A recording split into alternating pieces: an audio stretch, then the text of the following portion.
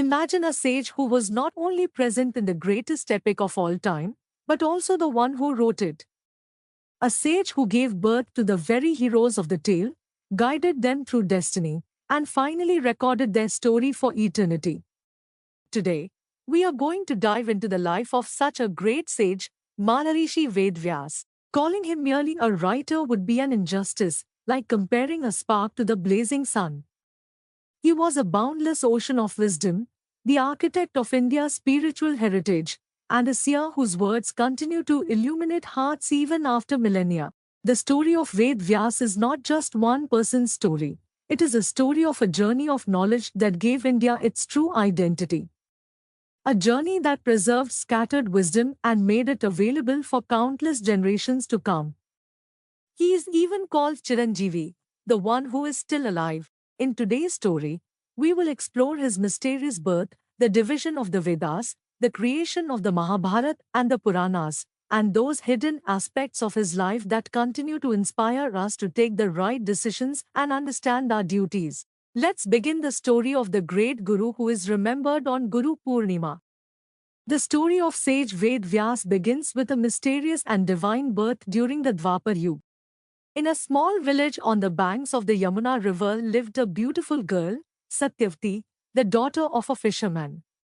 She helped her father ferry people across the river, but she had one sorrow: her body carried the smell of fish. Because of this, she was often called Matsyandha, meaning the one who smells of fish. One day, Sage Parashar came to the Yamuna and asked Satyavati to take him across in her boat. During the journey, he was impressed by her beauty, simplicity, and spirit of service. With his divine vision, he realized that she was destined to give birth to a great soul who would change the world. He then expressed his wish to have a son through her, though Satyavati, shocked and fearful, voiced her concerns about honor and society. Before Sage Parashar, she laid down few conditions that would shape what was to come. Satyavati first asked the sage to remove the foul fishy smell from her body, granting her a divine fragrance instead. Her second condition was that her virginity remain intact and that the child born to her be a great, wise, and luminous person like Sage Parashar. The sage understood his concern and accepted both her conditions. On a secluded island in the Yamuna, a child was born from the union of Satyavati and Sage Parashar. The child immediately took the form of a young, radiant youth. His complexion was dark, so he was named Krishna, and because he was born on a river island, his full name became Krishna Dvaipayan. From the moment of his birth, he expressed his desire to go to the forest for penance. With tears, she agreed but asked for a promise that whenever she called for him in times of need, he would immediately appear before her. Dvaipayan gave his word, a vow that would later shape the destiny of a great empire and become a cornerstone of the Mahabharata. Krishna Dvaipayan, the young Vyas, retreated into dense forests and mountains to undertake intense penance. He delved deep into the mysteries of yoga and absorbed the vast knowledge permeating the universe. Years passed, and Krishna Dvaipayan became a great sage, his spiritual radiance spreading in all directions. Meanwhile, Satyavati's life had also changed. She was no longer a simple fisherwoman's daughter but had married King Shantanu of Hastinapur and become queen. She bore two sons, Chitrangda and Vichitravirya.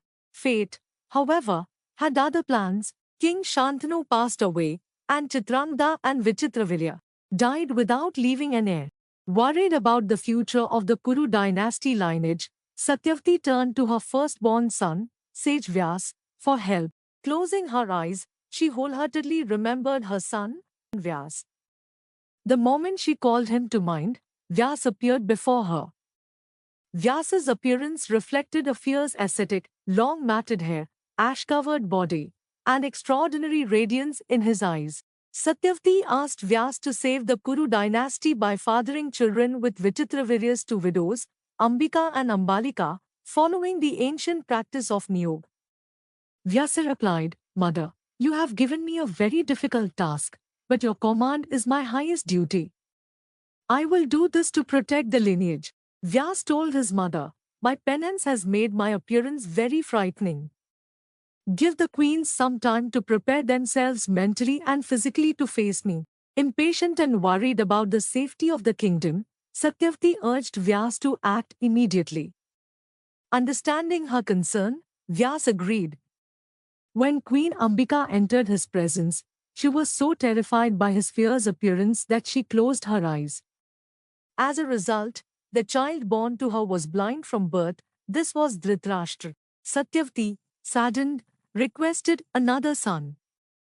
Queen Ambalika was sent, but upon seeing Vyasa, she turned pale with fear. Consequently, her son, Pandu, was born weak and sickly. Still unsatisfied, Satyavati asked Vyas for a healthy son, sent Ambika again. But she was too fearful to approach and sent her maid this time. The maid welcomed Vyas without fear, serving him with full devotion.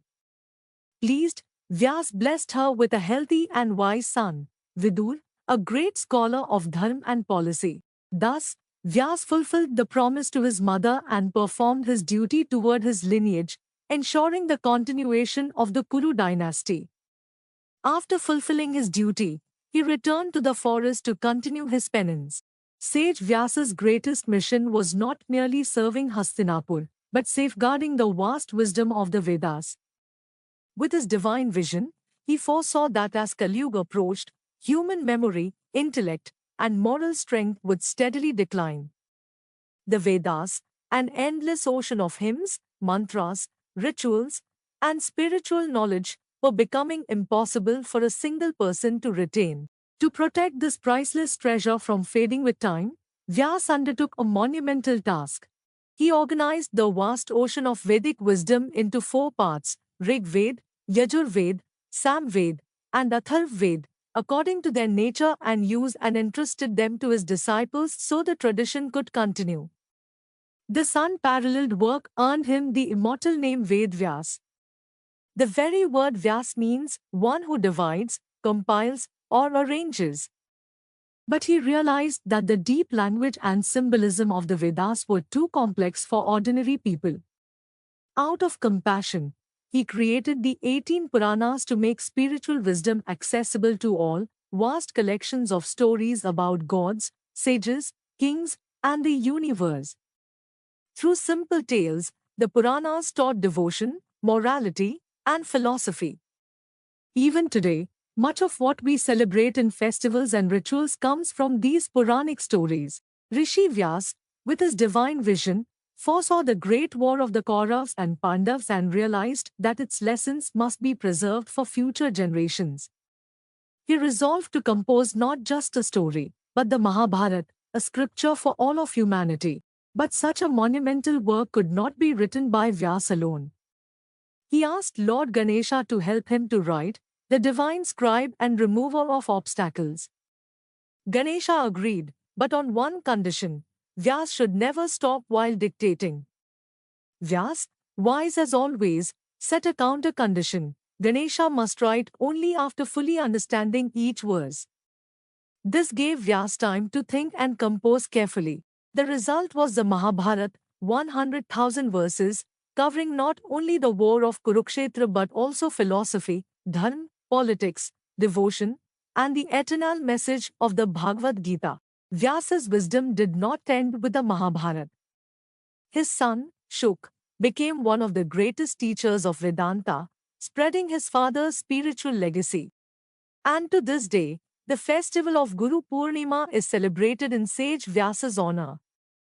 It marks both his birthday and the day he divided the Vedas.